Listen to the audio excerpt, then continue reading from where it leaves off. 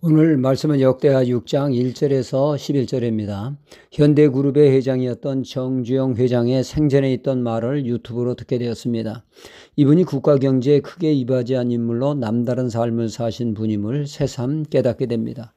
이분은 약속이나 계약은 어떤 일이 있어도 지키려고 했다고 하죠. 한 번은 공사를 맡았는데 자재가 너무 올라 재청구를 해야 할 판입니다. 남기는커녕 크게 손해볼 상황이었죠.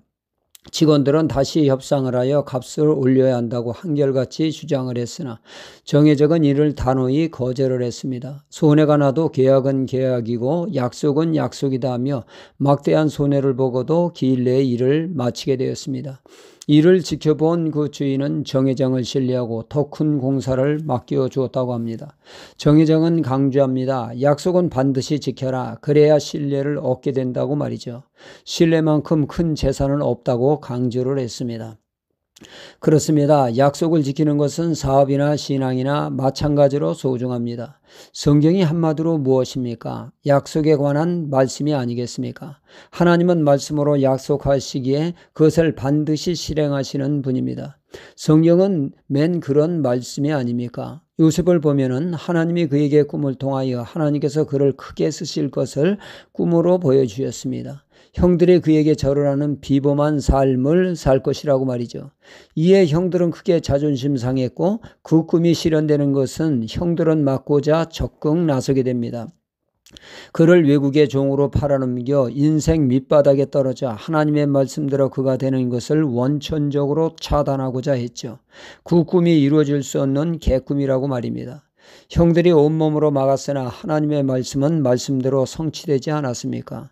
형들은 총리 요셉 앞에 실제로 무릎을 꿇는 실제 상황이 전개되고 말았죠. 하나님은 인간의 그 어떤 방해 공작에도 반드시 이를 극복하고 실현하십니다. 약속은 반드시 이행하십니다. 비단 사람뿐만 아니라 환경이 하나님의 뜻을 막을지라도 하나님은 이를 극복하시고 약속의 말씀을 이행하십니다.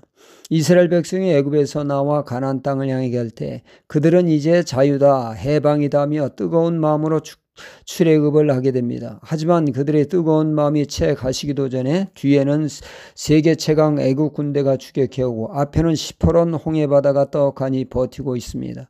인간 생각에 이스라엘 백성들은 이제 죽었다, 우리는 끝났다, 살 길이 보이지 않는다며 호들갑을 떨지 않습니까?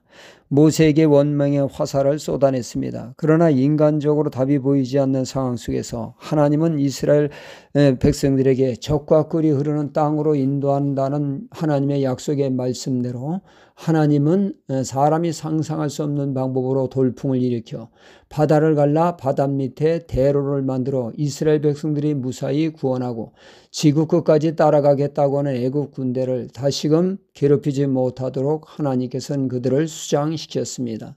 하나님은 약속의 말씀대로 환경을 바꾸어 신실하게 이행하셨습니다. 민수기 23장 19절에 하나님은 인생이 아니시니 시건치 않으시고 인자가 아니시니 후회가 없으시도다. 어찌 그 말씀하신 바를 행치 않으시며 하신 말씀을 실행치 아니하시라 말씀하십니다. 반드시 하나님은 약속을 이행하시는 분이십니다. 오늘 말씀에 솔로몬은 성전을 봉헌하면서 이런 말을 합니다. 4절에 왕이 가로되 이스라엘 하나님 여호와를 송축할지어다. 여호와께서 그 입으로 나의 부친 다윗에게 말씀하신 것을 이제 그 손으로 이루셨도다. 고백하며 하나님이 아버지 다윗 왕에게 말씀하신 대로 신실하게 이행하셨다는 말씀이죠. 다윗이 자신의 군과 비교할 때 성막에 초래하며 그는 성전을 친히 지어드리고라고 했고 나단 선지자 또한 오케이 했습니다. 그러나 하나님은 다윗이 성전을 짓기보다는 아들 솔로몬을 통하여 영광을 받으시겠다고 했고 그 말씀대로 솔로몬이 하나님께 성전을 지어 바침으로 실현됐고 이를 찬양하고 있는 것이죠.